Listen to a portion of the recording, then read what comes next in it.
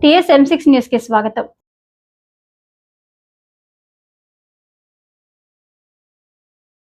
మెదక్ జిల్లా నర్సాపూర్ పట్టణంలో శ్రీ సాయి కృష్ణ గార్డెన్స్లో షాదీ ముబారక్, కళ్యాణ లక్ష్మి చెక్కుల మరియు రేషన్ కార్డుల పంపిణీ కార్యక్రమం నిర్వహించారు. ఈ కార్యక్రమంలో ముఖ్య అతిథిగా తెలంగాణ రాష్ట్ర కార్మిక, ఉపాధి, శిక్షణ మరియు గనుల భూగర్భ శాఖ మంత్రి వివేక్ వెంకటస్వామి చేతుల మీదుగా అందించారు. ఈ కార్యక్రమంలో collector Rahul Raj, RDO Mahipal, MRO Srinivas, Shivampet MRO Kamaladri, ఆవుల రాజిరెడ్డి, ఆంజనేయులు గౌడ్, గ్రంథాలయ చైర్మన్ సుహాసిని రెడ్డి, నవీన్ గుప్తా, కాంగ్రెస్ కార్యకర్తలు మరియు లబ్ధిదారులు పాల్గొన్నారు.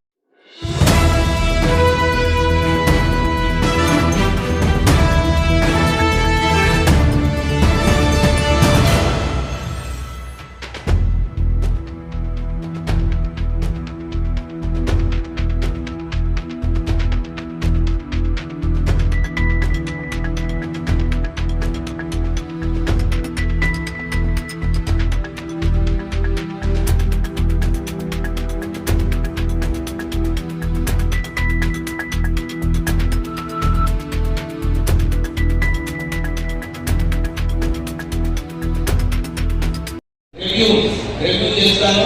ఏ స్కీమ్ మంచిగా నడుస్తుంది, ఈగ ప్రజలకు ఉపయోగపడుతుందా లేదా, ఇంకొకసారి వచ్చినప్పుడు మనము ప్రజల దగ్గరికి వెళ్ళాము.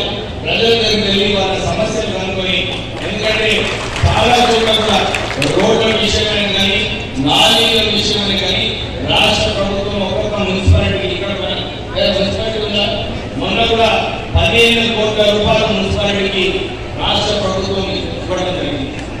ఈగ ప్రజలకు మంచిగా ఆరోగ్యం ఉండాలని చెప్పి వారికి ఏమైనా ఖర్చులుంటే వైద్యం గురించి 10 లక్షల రూపాయలు ఏదైతే రైతు ఆరోగ్యశ్రీ స్కీమ్ కింద ఇచ్చినారో ప్రజలందరూ కూడా వారి పిల్లలు మంచిగా చదువుకోవాలని చెప్పి మన మెదక్ డిస్ట్రిక్ట్ లో కూడా 200 కోట్లతో ఇంటిగ్రేటెడ్ స్కూల్ కూడా శాంక్షన్ చేయడం జరిగింది. మన పిల్లలు అక్కడ పోయి మంచిగా చదువుకోవాలి, అమెరికా పోవాలి, మంచిగా ట్రైన్ కావాలి, మంచి జీతాలు, ఉద్యోగాలు రావాలని చెప్పి ఆ ఆలోచనతోని మన రాష్ట్ర ప్రభుత్వము, కాంగ్రెస్ ప్రభుత్వము 119 ఇంటిగ్రేటెడ్ స్కూల్స్ పెట్టాలని చెప్పి ఆలోచనతో ముందుకు వెళ్తుంది. అలాగే మన ఈ డిస్ట్రిక్ట్ కూడా మెదక్ డిస్ట్రిక్ట్ లో వచ్చింది. మీరందరూ కూడా ఇది సరే తొందరగా ఆ స్కూల్ ప్రారంభించిన తర్వాత మీరందరూ కూడా దాంట్లో మీ పిల్లలను భర్తీ చేసి మంచిగా చదువు చెప్పాలి.